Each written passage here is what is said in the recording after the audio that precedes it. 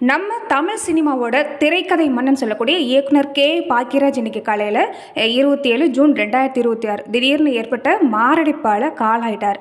அவருக்கு இப்போ பார்த்தீங்கன்னா 73 வயசாகுது. நம்ம ஊர் தேட்டர்லலாம் விளக்கணிச்சு படம் ஓடின காலத்தில் தேட்டரே அதிர அளவுக்கு நம்மளையெல்லாம் குலுங்க சிரிக்க வச்ச அந்த மகராசன் இன்றைக்கி ஒட்டுமொத்த தமிழ்நாட்டோட கண்ணிலையும் விளக்கேற்ற முடியாத அளவுக்கு ஒரு பெரிய இருட்டையும் கண்ணீரையும் கொடுத்துட்டு போயிட்டாருன்னு சொல்லலாம். அவரோட படத்தில் வர்ற இந்த பாலக்காட்டு மாதவன் கேரக்டர்லாம் பார்த்திங்கன்னா நம்ம சொந்த மாமனோ மச்சனோ இல்லை கூட பிறந்த அண்ணனோ நினச்ச மாதிரி ஒரு நடிப்பு அவரால் தான் கொடுக்க முடியும்னு சொல்லலாம். இன்றைக்கி நம்ம வீட்டில் ஒரு பெரிய மனுஷன் ஒருத்தன் தென்னையில் இருந்தவர் வெத்தலை போட்டுக்கிட்டு நம்ம கூட பேசிக்கிட்டு இருந்தவர் சட்டுன்னு இந்த நேரம் இல்லைன்னா ஒரு ஏக்கம் வரும் பார்த்தீங்களா? அப்படி ஒரு ஏக்கம், நெஞ்சு பிள்ளைகிற ஒரு ஏக்கம் தான் இன்றைக்கி இருக்கிற பெரும்பாலான உங்கள் மனசில் ஓடிக்கிட்டு இருக்குது. குருநாதர் பாரதிராஜா ஐயா மறைஞ்சு 17வது நாளில் ஐயா இப்போ விட்டுட்டு இப்போ கிளம்பி இருக்கிறது பெரும்பாலும் ஒரு தாக்கத்தை ஏற்படுத்தியிருக்குன்னு சொல்லலாம். திரைக்கதை மன்னன் சொன்னாலே இவருடைய பேர் தான் ஞாபகத்துக்கு வரும். அதாவது பாரதிராஜாவுக்கு பின்னாடி மிகப்பெரிய ஒரு டைரக்டரில் ஒருத்தர் யாருன்னு கேட்டிங்கன்னா பாக்யராஜ்னு சொல்லலாங்க. இன்றைக்கி விடிய காலையில் பாக்யராஜ் ஐயாவுக்கு திடீர்னு நெஞ்சு வலி வந்திருக்குது. உடனே பதவி அடிச்சுக்கிட்டு சென்னையில் இருக்கக்கூடிய கிரீம்ஸ் ரோட்டில் இருக்கக்கூடிய அப்போலோ ஆஸ்பத்திரிக்கு கொண்டு போயிருக்காங்க. அங்கே டாக்டரெல்லாம் சேர்ந்து அவருக்கு மூச்சு கொடுக்க எவ்வளோ போராடியும் பார்த்துருக்குறாங்க. ஆனால் பலன் இல்லாமல் இன்றைக்கி காலையில் பார்த்திங்கன்னா அவரோட உயிர் பிரிஞ்சு போச்சுன்னு சொல்லியிருக்கிறாங்க. பெரிய கொடுமை என்னென்னா பாக்யராஜ் ஐயாவுக்கு சினிமா கற்றுக் கொடுத்த குருநாதர் இயக்குனர் இவனையும் சொல்லக்கூடிய பாரதிராஜ் ஐயா கொஞ்சம் நாளைக்கு முன்னாடி தான் பார்த்திங்கன்னா ஜூன் 10 இறந்து போயிருக்கார். குரு மறைஞ்ச துக்கத்தில் இருந்த பாக்யராஜ் ஐயாவுக்கு அடுத்த 17 நாள்லேயே குருவோட வழியிலேயே போயிட்டாருங்கிற ஒரு செய்தி ஒட்டுமொத்த சினிமாக்காரங்களையும் நம்ம ஊர் மக்களையும் ரொம்ப சோகத்தில் ஆழ்த்திருக்குதுன்னு சொல்லலாம். அவருக்கு பார்த்திங்கன்னா பூர்ணிமான்னு சொல்லக்கூடிய வாழ்க்கை துணையும் சாந்தனுன்னு சொல்லக்கூடிய ஒரு மகனும் சரண்யான்னு சொல்லக்கூடிய ஒரு மகளும் இருக்காங்க. அவங்க குடும்பமே இப்போ ரொம்ப அழுது துடிச்சிக்கிட்டு தான் இருக்காங்க. நம்ம ஊர் கதையெல்லாம் பார்த்திங்கன்னா இந்த முந்தானம் முடிச்சு அந்த 7 நாள் மாதிரி குடும்ப படங்கள்லாம் வச்சு நம்மளையெல்லாம் சிரிக்கவும் சிந்திக்கவும் வச்ச ஒருத்தர் யாருன்னு கேட்டிங்கன்னா பாக்யராஜ் ஐயா அவங்கள சொல்லலாம். அதாவது நம்ம பாக்யராஜ் ஐயாவோட மறைவு செய்தியை கேட்கும்போது எல்லாருக்கும் கொஞ்சம் ஏதோ நெஞ்சில் சுருக்குன்னு தைக்கிற மாதிரி தான் இருக்கும். ஏன்னா ஏதோ நம்ம வீட்டு பெரிய மனுஷன் இழந்த மாதிரி ஒரு தவிப்பு. என்னென்னா இவரோட படம்லாம் பார்த்திங்கன்னா ஒரு வெள்ளி விழா கொண்டாடாத படங்கிறது எதுவுமே கிடையாதுங்க. பெரும்பாலும் இவருடைய படம் எல்லாமே வெள்ளி விழா கொண்டாடி இருக்கும். பாக்யராஜ் ஐயெல்லாம் சினிமாவுக்கு இந்த வருஷத்தோட ஒரு 2026 சரியாக பார்த்திங்கன்னா இந்த வருஷம் ஒரு 50 வருஷம்னு சொல்லலாம். கொஞ்ச நாளைக்கு முன்னாடி எல்லாமே சினிமா உலகத்தையே சேர்ந்தவருக்கு ஒரு பெரிய பாராட்டு விழா கூட நடத்தினாங்க. அந்த விழாவை பார்த்துட்டு மனசு நிறைஞ்சு போயிருந்த மக்கள் இப்போ அவரோட இந்த செய்தி கேட்கும்போது கொஞ்சம் கஷ்டமாக தான் இருக்கும். பகட்டில்லாத ஒரு மனுஷங்க. மற்ற இயக்குநர்கள்லாம் சண்டை சச்சரவு பெரிய ஒரு கோட்டனை படம் எடுத்தப்ப இவர் மட்டும்தான் நம்ம ஊரில் நடக்கிற சாதாரண குடும்ப கதையை வச்சு படம் எடுத்தார். நடுத்தர குடும்பத்தில் நடக்கிற இந்த சின்ன சின்ன சண்டை, இந்த காதல், இந்த மாம மச்சம் உறவு பார்க்குறவங்களுக்கு எல்லாமே இது ஏதோ தான் வீட்டில் நடக்கிற மாதிரியான ஒரு உணர்வை கொடுக்குற ஒரு படம்லாம் எதுன்னு கேட்டிங்கன்னா இவரோட படத்தை சொல்லலாம். சிரிப்போடு சேர்ந்து சமூகத்துக்கு தேவையான நல்ல கருத்தை எல்லாமே இவர் சொல்லியிருப்பார். சினிமாவில் பார்த்திங்கன்னா இவர் கதை எழுதுறதுல ரொம்ப கில்லாடிங்க. சினிமாவில் அந்த திரைக்கதை மன்னன் அவருக்கு ஒரு பட்டம் இருக்குதுன்னா எப்படின்னா ஒரு சீன் ஆரம்பிக்குதுன்னா அடுத்த சீனில் என்ன நடக்குன்னு யாராலையும் கணிக்க முடியாத அளவுக்கு ரொம்ப இன்ட்ரெஸ்டிங்காக சுவாரஸ்யமாக கதை கொண்டு போகக்கூடியவர் யாருன்னு கேட்டிங்கன்னா இவர் தான். இன்றைக்கும் சினிமா கற்றுக்க வர்ற புது பசங்க எல்லாரும் அவரோட இந்த முந்தானம் முடித்து அந்த 7 நாட்கள் அந்த மௌன கீதம் மாதிரி படம்லாம் ஒரு சாம்பிள்னு சொல்லலாம். அதாவது ஒரு முன்னோட்டம் மாதிரி சொல்லலாங்க. சுறுசுறுப்பான மனுஷன். அவருக்கெல்லாம் வயசு 73 ஆனாலும் உடம்பு முடியாமல் படுத்து கிடந்தது கிடையாது. இப்போ 2-3 நாளைக்கு முன்னாடி கூட நடிகை குஷ்பு வீட்டோட கல்யாண விசேஷத்துக்கெல்லாம் கோவா வரைக்கும் போயிட்டு எல்லாருக்கிட்டையும் நல்லா சிரித்து பேசிட்டு தான் வந்துருக்கிறார்.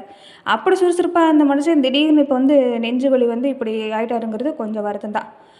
இப்போ பார்த்திங்கன்னா அவரோட உடம்பை சென்னையில் இருக்கிற அவரோட வீட்டுக்கு கொண்டு பொதுமக்கள் அஞ்சலிக்காக வச்சுருக்காங்க. ஊர் சனம் எல்லாம் திரண்டு அழுதுகிட்டு தான் இருக்காங்க.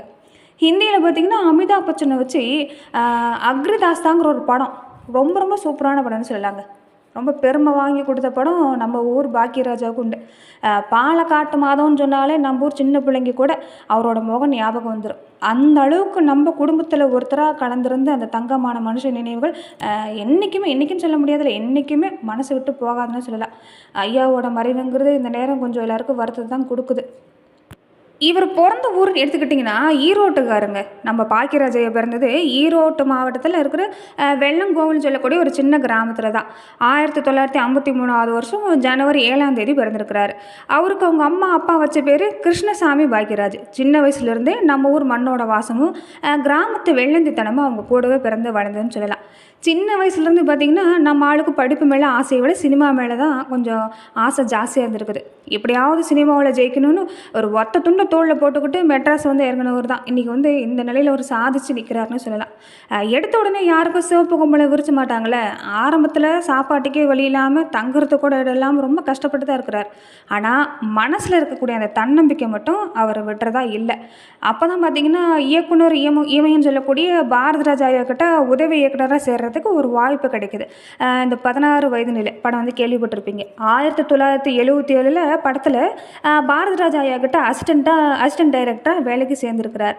அந்த படத்தில் பார்த்திங்கன்னா மயில் கேரக்டர் ஸ்ரீதேவி பின்னாடி அலைகிற ஒரு சின்ன கூட்டத்தில் பார்த்திங்கன்னா நம்ம பாக்யராஜ் சார் ஒருத்தர் வந்து போவார். அப்புறம் பார்த்திங்கன்னா கிழக்க போகும் ரயில் படத்துலேயும் வேலை பார்த்துருக்குறார். பாக்யராஜாவோட வந்து சுறுசுறுப்பையும் அவர் யோசிக்கிற விதத்தையும் பார்த்துட்டு தான் பாரதிராஜாவையும் மிரண்டு போயிருக்கிறார். இவங்க வந்து ஒரு பெரிய ஆளாக வருவாங்க அப்படின்னு கணிச்சு அப்பயே சொன்னாராம். முதல் படம்னு பார்த்திங்கன்னா இவர் வந்து இயக்குனர் அவதாரம் எடுத்த படம்னு பார்த்திங்கன்னா இந்த சுவர் இல்லாத சித்திரங்கள். குருநாதர்கிட்ட வித்தையெல்லாம் கற்றுக்கிட்டு 1979வது வருஷம் சுவர் இல்லாத சித்திரம் அப்படிங்கிற ஒரு படத்து மூலமாக தான் முதலாக இயக்குனராக தடம் பதிச்சிருக்கிறார். அந்த படத்தில் சுதாகர் ஹீரோவை நடிச்சிருந்தாலும் பாக்யராஜாவோட ஒரு முக்கியமான வேஷத்தில் நடிச்சிருப்பார் பாருங்க. அதுதான் ஹைலைட்டு. படம் ரிலீஸ் ஆகி தேட்டரில் வந்து சக்க போட்டுச்சு அப்பயே. அதோடு நிற்காமல் அடுத்தடுத்து அவர் எடுத்த படம்லாம் பார்த்திங்கன்னா வெள்ளி விழா கொண்டாடின படம் தான் அதிகம். ஆளினால் அழகு ராஜா இது வந்து கேள்விப்பட்டிருப்பீங்க. கதை, திரைக்கதை, வசனம், இயக்கம், நடிப்பு, சில படங்கள் இசைன்னு எல்லாமே அவரே நின்று சிக்ஸர் அடிச்சிருப்பார் இந்த படத்தில். மக்களோட ஹீரோன்னு பார்த்திங்கன்னா ரஜினி, கமல்னு பெரிய மாஸ் ஹீரோ வந்து தமிழ் சினிமாவில் ஆண்டுட்டு வந்தப்போ சாதாரண கைலி கட்டிக்கிட்டு கண்ணாடி மாட்டிக்கிட்டு நம்ம வீட்டு பிள்ளை கணக்காக வந்து நின்று தேட்டர் ஹவுஸ்ஃபுல்லாக்கின ஒரே மனுஷன் நம்ம பாக்யராஜ் ஐயான்னு தான் சொல்லலாம்.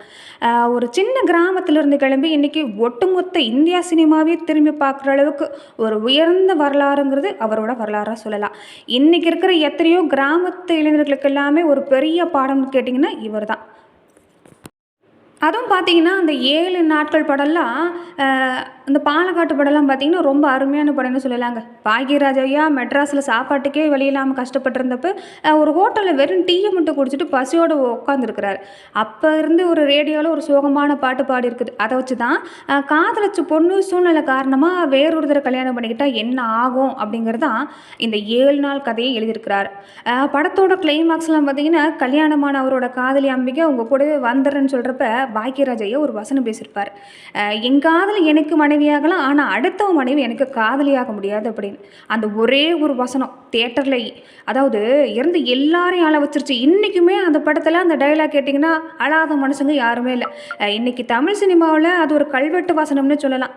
இந்த படம் எவ்வளோ பெரிய ஹிட்னா இது வந்து பின்னாடி ஹிந்தியில் அனில் கபூர் பத்மினி கோலாபுரை வச்சு ஓ சாத்தின்னு ஒரு படம் எடுத்துருக்குறாங்க. ஓ சாத்தின் அப்படின்னு ஒரு படம். அந்த படமும் அங்கேயும் ஹிட்டுங்க. இந்த படம்லாம் ரிலீஸ் ஆனப்போ தியேட்டரில் டிக்கெட் கிடைக்காமல் சனங்க அடிச்சுக்கிட்டாங்கன்னு சொல்லலாம். அதுதான் அந்த முந்தானம் முடிச்ச படம் 1983 நம்ம ஊர் பக்கம் இருக்கிற ஒரு வாத்தியார் மாதிரி ஒரு பார்த்திங்கன்னா ஒரு வந்து அந்த படத்தில் பார்த்துருக்கலாம்.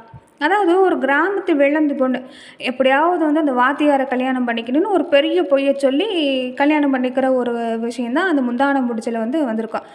இந்த படத்தில் வர்ற இந்த முருங்கைக்காசின்னு இன்றைக்கி நினச்சாலும் நமக்கு சிரிப்பு வருங்க. ஆனால் பாக்யராஜ் ஐயா அதை ஒரு தப்பான அர்த்தத்தில் வைக்கல. கிராமத்தில் இருக்கிற ஒரு யதார்த்தமான நம்பிக்கையை வச்சு மக்கள் ரசிக்கிற மாதிரி ரொம்ப நாகரிகமாக நகைச்சுவாக சொல்லி கொண்டு போயிருப்பார் படத்தை.